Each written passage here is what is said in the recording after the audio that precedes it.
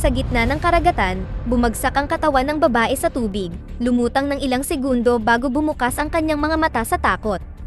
Biglang nagising si Brandon at napagtanto na isa itong bangungot. Nagtatrabaho siya bilang bodyguard para sa anak ng gobernador na si Ava at nagdurusa siya sa matinding konsensya mula nang hindi niya naprotektahan ang kanyang ina. Dumating sina Brandon at Ava sa airport, kung saan nagkita si Ava at ang mga kaibigan niya na sina Jed at Kyle. Magkasama silang maglalakbay, at hindi natutuwa ang mga lalaki na sasama din si Brandon, ngunit ipinaliwanag ni Ava na hindi siya papayagan ng kanyang ama na umalis nang walang bantay. Sa sandaling sumakay sila sa eroplano, si Ava at ang mga lalaki ay umupo sa likod para sa privacy, at hindi maiwasan ni Ava na mapansin na masyadong kaunti ang mga pasahero na nakapagtataka. Di nagtagal pagkatapos nilang lumipad, umalog ng kaunti ang eroplano, ngunit itinuring itong normal.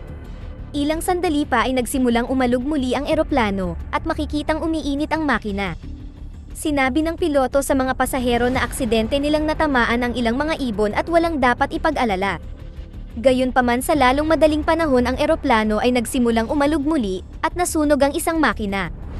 Sa sandaling iyon, nakiusap ang piloto sa lahat ng pasahero na ikabit ang kanilang seatbelt at nang magsimulang matakot ang lahat para sa kanilang buhay, isang bahagi ng makina ang nawasak at lumipad, tumama sa gilid ng eroplano, na ikinamatay ng pasahero.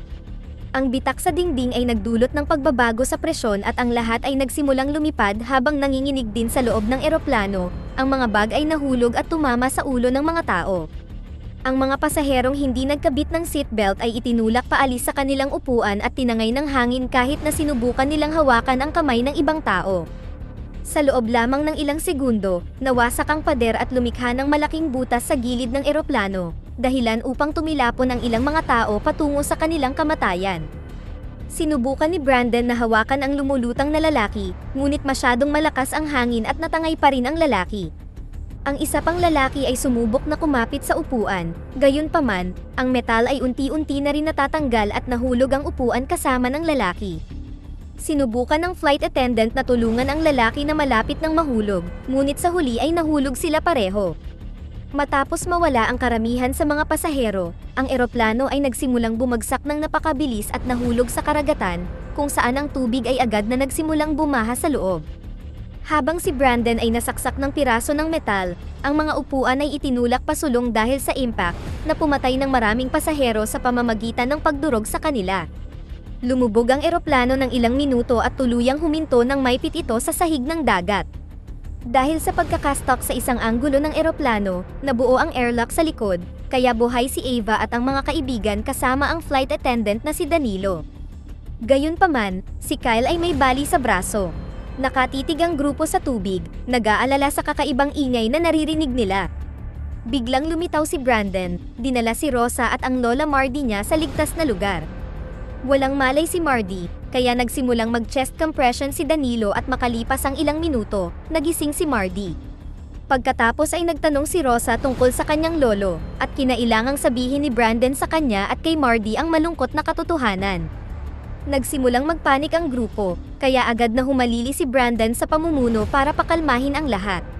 Ang airlock ay nangangahulugang ligtas sila sa ngayon, kaya kailangan nilang manatiling kalmado at hintayin na matagpuan sila ng mga rescuer. Tiningnan ni Ava ang cellphone, ngunit walang signal sa ilalim ng dagat. Sinabi niyang may butas ang eroplano at dapat silang lumangoy palabas, ngunit ipinaliwanag ni Brandon na mababa ang tsansa nilang mabuhay sa ganong paraan kaya dapat silang manatili at maghintay. Ipinaalam sa kanila ni Danilo na ang mga piloto ay siguradong tumawag para sa tulong bago ang pag-crash, kaya ang tulong ay parating na sa lalong madaling panahon. Pagkatapos, ipinaliwanag ni Brandon na dapat silang magkaroon ng extrang oxygen kung sakali. Sinabi ni Danilo na ang eroplano ay may 2 tangke sa likod para sa emergency, ngunit nang suriin niya ang mga ito ay nakita niyang walang laman ito. Sa sandaling iyon naalala ni Mardy na ang isa sa mga pasahero ay may medical oxygen tank, kaya nagboluntaryo si Brandon na sumisid upang hanapin ito. Bago siya umalis, nakiusap si Mardy na kunin ang sombrero ng kanyang asawa. Sumisid si Brandon at lumangoy sa koridor habang sinusuri niya ang mga pasaherong namatay sa kanilang mga upuan. Hinanap niya ang sombrero ng asawa ng babae at kinuha ito, hindi napansin ang bagay na lumalangoy sa bintana. Pagkatapos ay nahanap niya ang tangke ng oxygen at kinuha din ito bago sinuri ang butas. Nagpa siya siyang lumangoy pa upang maghanap ng anumang bagay na maaari niyang kunin at sa kanyang pagkagulat, bigla siyang inatake ng pating na pumasok sa butas. Agad na kinagat ng nilalang si Brandon at nakipagpunyagi laban dito, sinusubukan ng makakaya upang alisin ito sa kanya. Samantala, nag-aalala ang grupo dahil nakikita nila ang mga alon sa tubig na nagpapahiwatig na may nangyayari. Biglang nawala ang mga alon at muling lumitaw si Brandon, sinabihan ng iba na manatili at nakita ang ilang malubhang sugat sa kanyang katawan. Huminga siya ng malalim, iniabot niya sa iba ang tangke ng oxygen at ang sombrero bago humingi ng tawad kay Ava. Pagkatapos ay kinaladkad siya pabalik sa tubig at nakita ng grupo ang buntot ng pating habang kinakain ng nilalang ang kawawang lalaki.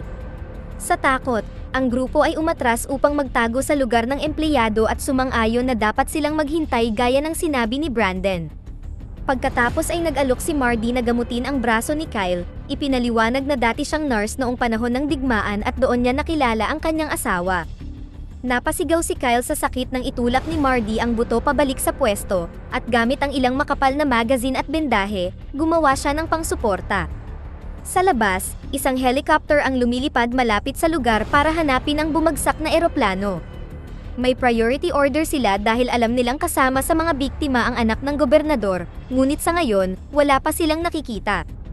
Bumalik sa mga nakaligtas, nakarinig sila ng ilang langit-ngit at gumalaw ang eroplano ng ilang segundo, na nagpapahiwatig na maaari itong mahulog muli anumang oras.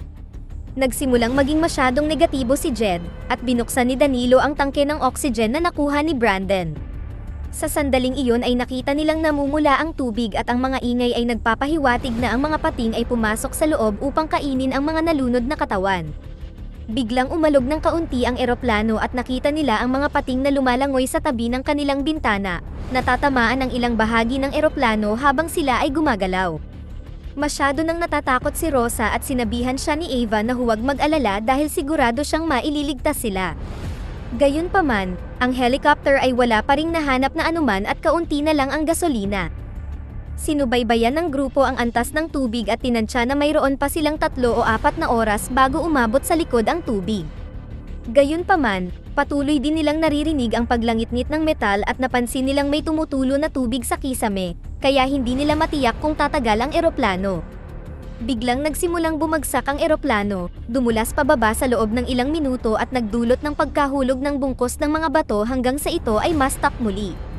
Sa kabutihang palad, nakahawak ang grupo at walang nasaktan, ngunit ang bagong anggulong ito ay naging sanhi ng pagtaas ng tubig sa loob ng eroplano ng mas mabilis.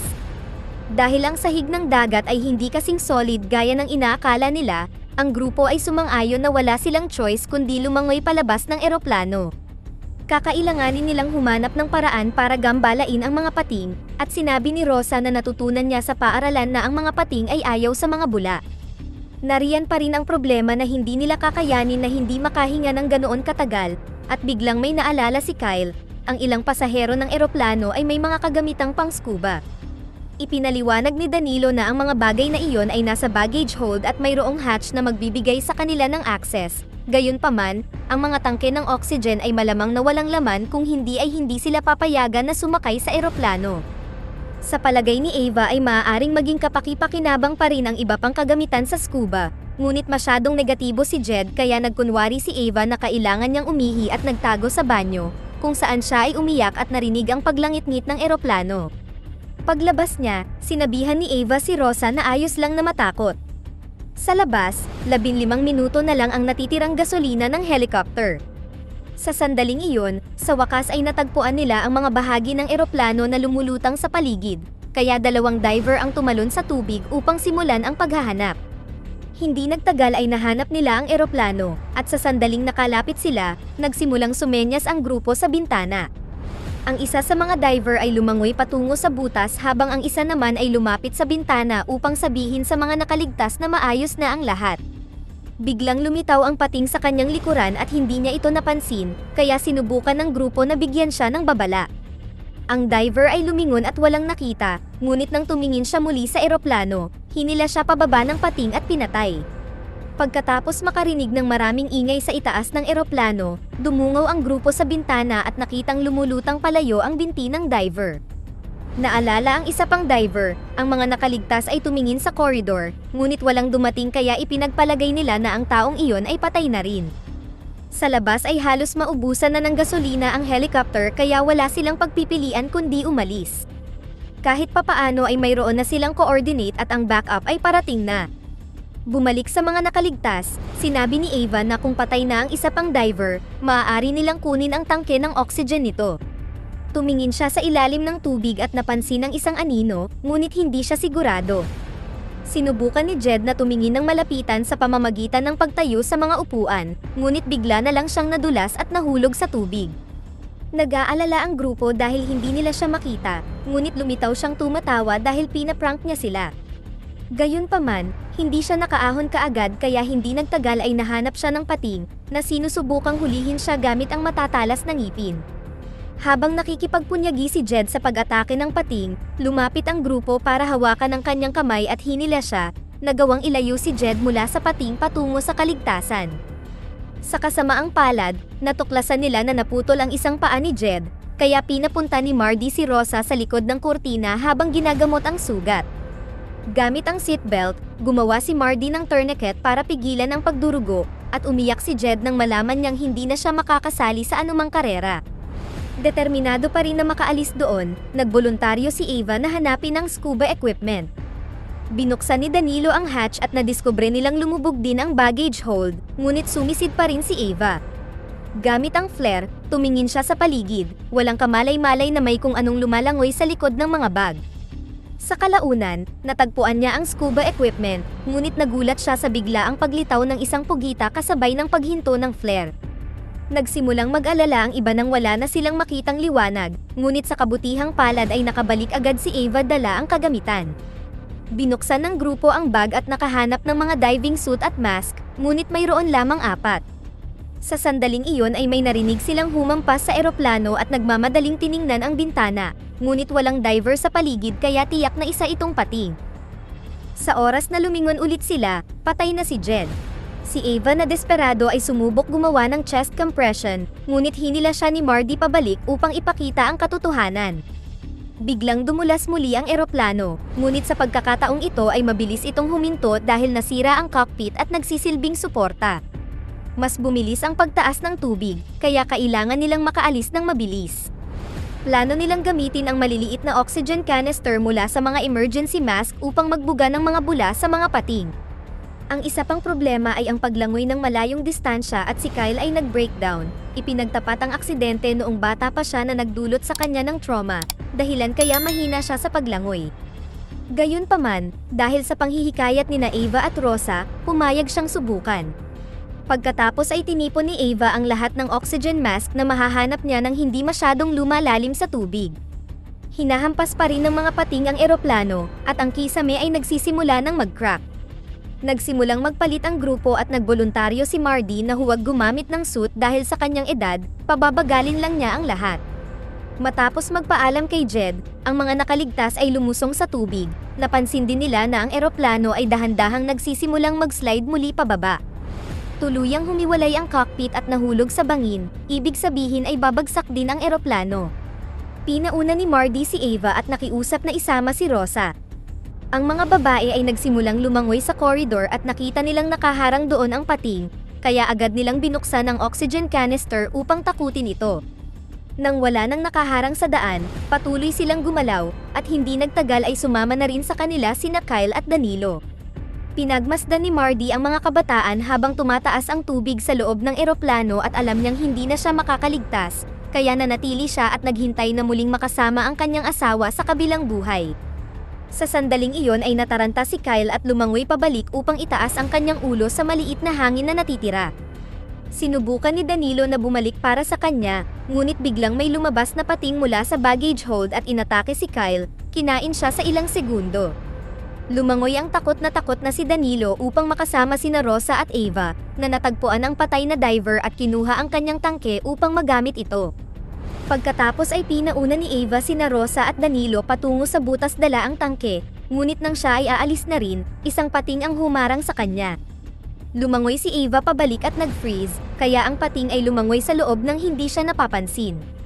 Gayunpaman, ang buntot nito ay tumama sa kanyang mukha at natanggal ang mask. Pagkatapos ay natuklasan ni Ava na mas maraming pating ang dumarating sa butas, kaya nagsimula siyang lumangoy patungo sa harapan. Sa sandaling iyon ang eroplano ay nagsimulang bumagsak ng mas mabilis at ang presyon ng tubig ay pumipigil sa kanya mula sa paggalaw, ngunit sa kabutihang palad, si Ava ay humawak sa mga upuan at tumulak pasulong, nagawang lumabas sa harap na butas bago pa man mahulog ang eroplano sa kailaliman. Ngayon maaari na siyang magsimulang lumangoy patungo sa ibabaw, gayunpaman, naubusan siya ng hangin at nahimatay. Halatang huminto sa paglangoy ang kanyang katawan, ngunit buti na lang itinulak siya pataas ng floaties, at pagkarating niya sa ibabaw, nakahinga siya at agad na nagising. Nataranta si Ava nang hindi niya makita ang iba, ngunit sa sandaling iyon ay lumitaw ang helicopter at sa wakas ay hinila siya paalis sa tubig. Ligtas sina Danilo at Rosa, at nang magtanong si Rosa tungkol sa kanyang lola, sinabi ni Ava ang masamang balita. Bilang huling paalam sa kanyang mga lolo't lola, itinapon ni Rosa ang pinakamamahal na laruan sa tubig bago nakatulog sa mga bisig ni Ava. Dito na nagtatapos ang ating kwento. Sana ay nagustuhan nyo, mag-subscribe na kung hindi ka pa nakasubscribe, pindutin na rin ang notification bell at like button upang matulungan ang channel, and leave a comment down below, and as always, thank you for watching.